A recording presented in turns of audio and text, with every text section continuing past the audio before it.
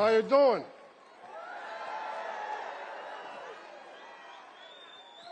Look,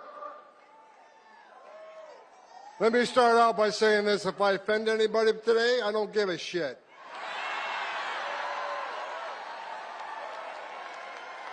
Don't care.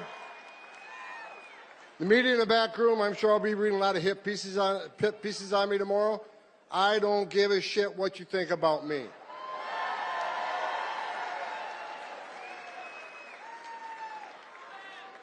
I get asked all the time, does it bother you as a big part of this country that hates your guts? I don't care. I don't care. Because we got a job to do. You know, I wake up every day for the last 4 years pissed off because the Biden administration took the most secure border in my lifetime and unsecured it on purpose. Right? I worked for 6 presidents, starting with Ronald Reagan. Every president I ever worked for took steps to secure the border. Even Clinton and Obama took steps to secure the border because they clearly understood you can't have national security without border security. They got it.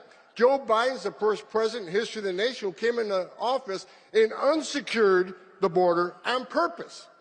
So for 4 years, I wake up every day pissed off. That changed November 5th.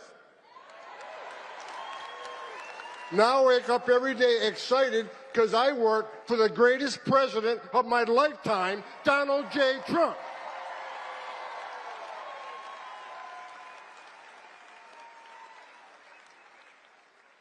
For 4 years, we had over 10.5 million illegal aliens at our border.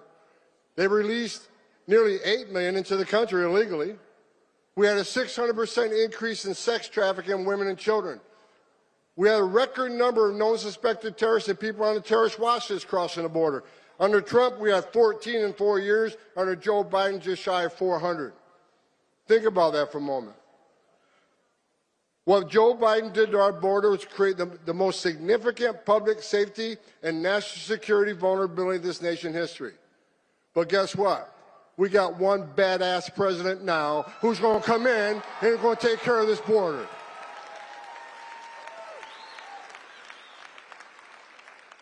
Look at the numbers last few days. I'm telling you, every morning I get up, I can't wait to go to work.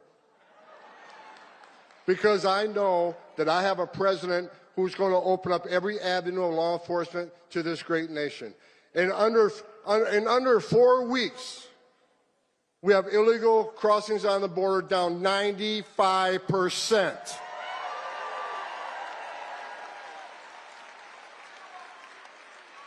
I remember when the president called me and said, I remember he called me when he brought me, this is the second time I came out of retirement for this man. So he called me, I remember I was the first guy he called, and he says, okay, this is how the phone call went. I picked up the phone, I see POTUS on my cell phone, so I know it was Trump. He says, all right, Tom, you've been bitching about 4 years, you want to come fix it? And I didn't hesitate. I said, I'll come back and I'll do it for free. I'm so pissed off. You don't have to pay me.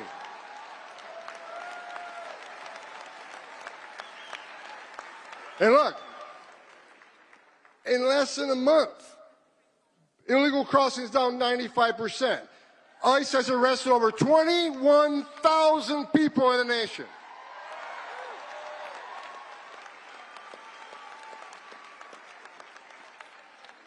Gotaways. Under President Biden, the gotaways, 2.2 million people crossed the border, weren't arrested because the Border Patrol was too busy making sandwiches, changing diapers, making baby formula, making hospital runs, dealing with humanitarian crisis. 2.2 million people crossed the border and weren't apprehended, weren't fingerprinted. We had about 1,800 a day in 2023. You know how many we had yesterday? 48.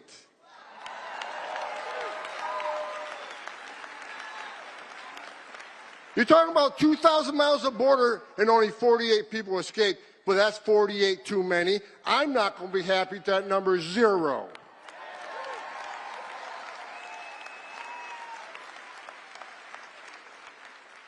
Now we're getting a question, well, you said you're going to concentrate on public safety threats and national security threats, but you arrested non-criminals. Yeah, damn right we did. Because you're in the country illegally, which happens to be a violation of our law.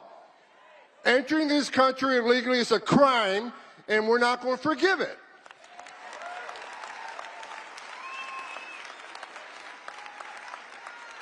Into sanctuary cities, game on, because Pam Bondi's back into place. And Kash Patel is back running the FBI.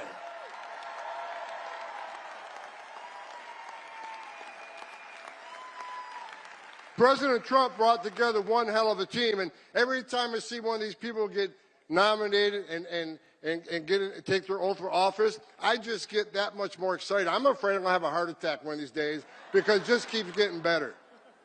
Sanctuary cities are a sanctuary for criminals. I've read all these stories this week. Tom Homan insulted AOC. Well, look, it's not an insult if it's true.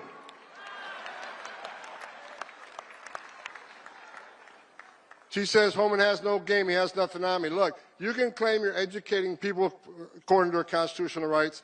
I think she's a long ways away from being a constitutional scholar myself. Bottom line is, we know what the game is. You can claim you're educating people to their rights, but we know what the end game is. Try to tell people how to invade law enforcement. And we're talking about people who enter the country illegally, which is a crime, committed a violent act against a U.S. citizen, were ordered removed by a judge. We got members of Congress saying it's okay to educate them how to invade law enforcement. We're not making this shit up. We're enforcing the laws enacted by Congress. And we're not going to apologize for it. Not under this administration.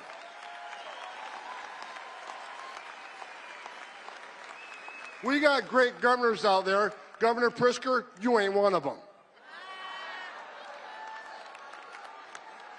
I met with Governor DeSantis yesterday. You know what he's done? He's passed one of the strongest state immigration laws in this nation. Do you know it's a crime in the state of Arizona, in the state of Florida? It is a crime to enter the country illegally. He made his own state law. He has passed a law that he will fire any mayor or sheriff that doesn't help ICE enforce immigration law.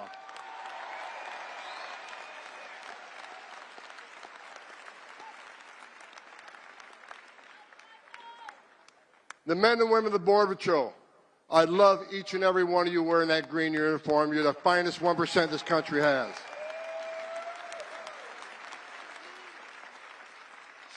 So look, we're attacking the interior enforcement.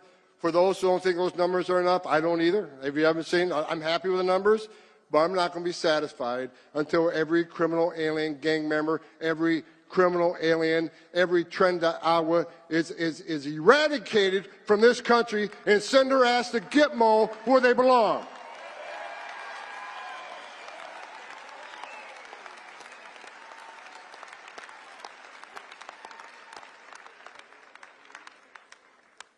Damn, I love my job.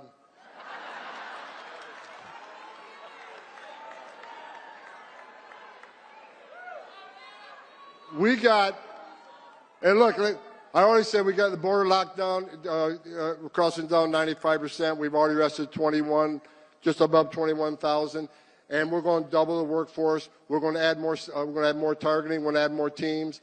God bless the men and women of ICE. God bless all the DOJ components are with us. We've got U.S. Marshals, DEA, FBI, ATF, all these fine agencies helping us. And what's great about it, when we went to Chicago, Mayor of Chicago said I wasn't welcome in Chicago. Guess where the first place I went was? Chicago. But having DEA and FBI there and ATF was great. We found an illegal alien with a gun. ATF does a criminal charge. We found an illegal alien with drugs. We prosecuted that crime. So we're prosecuting these people before we deport them, and that's exactly what we should be doing. We're going to make this country safe again.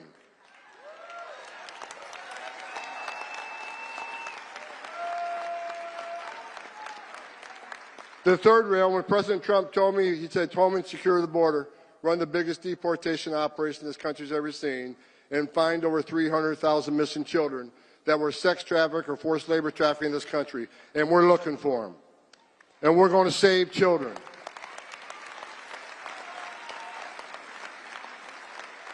All these bad stories about Trump, you know, Homan, you're racist, you're a white nationalist, you're a mean person. Okay, I'll take that. Because you know what Homan's doing? I'm working for the greatest president of my lifetime, and we're going to save lives. Because when 95% less people coming across the border, how many women ain't being raped? How many Americans aren't dying from fentanyl overdoses? How many no-suspected terrorists aren't getting in the country? How many women and children aren't sex trafficked in this country when you had a border lockdown? We're saving lives.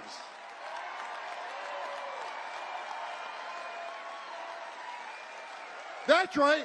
Stand up. President Trump's getting ready to come on stage.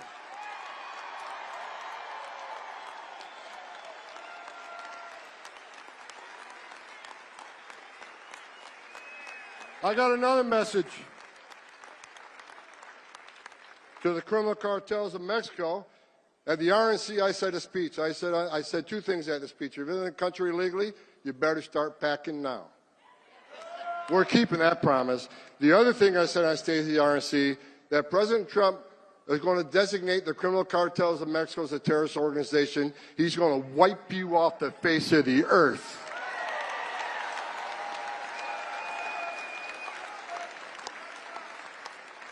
After I said that, of course, I got numerous death threats. They've doubled the size of my security detail because all the cartels want to take Homan out. Well, I'll tell you what, come get some.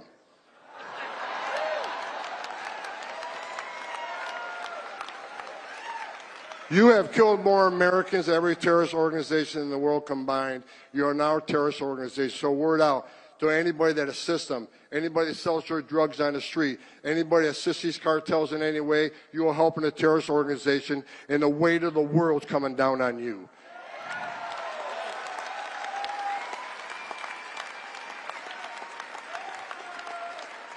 I read a story last night, the police commissioner of Boston. You said you doubled down on not helping the law enforcement officers of ICE.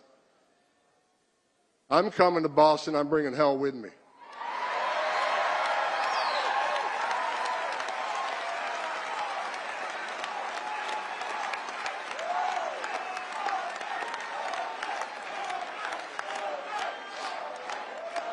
I looked at the numbers this morning.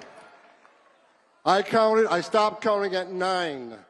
Nine child rapists that were in jail in Massachusetts, but rather than honoring an ICE detainer, released them back into the street.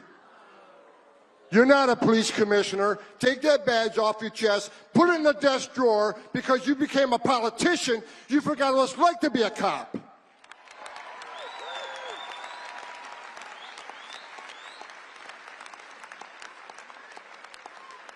And guess what? The men and women of Immigration and Customs Enforcement, they found those predators, and they're locked back up, and we're going to deport them from the United States.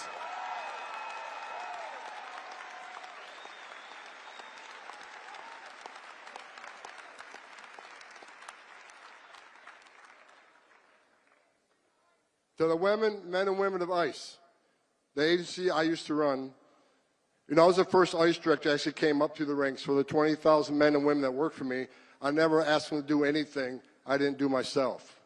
What I've done recently, I brought a bunch of badass old school boys back. I got a guy named Mark Hall. Mark Hall went through the Border Patrol Academy in 1984. I said, Mark, you ready to come back and make a difference? And he dropped everything he did to come back. I'm bringing a bunch of old school people back to show the young folk how we did it and how we're going to do it.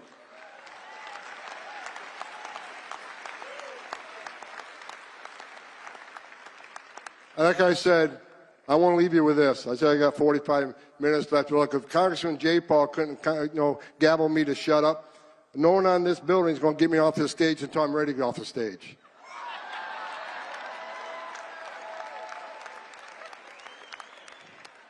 Now they turned the time red. I guess that's a warning. Look, here's what I'm going to say, and I hope you agree with me. If you agree with me, will you please stand up and let him know, because he's listening right now. The greatest president in my lifetime is back in the Oval Office. He's going to make America great again. He's going to make America healthy again. He's going to make America safe again. You got it. President Trump, God bless you. I'm proud to be back, and I'm not leaving until we fix this shit.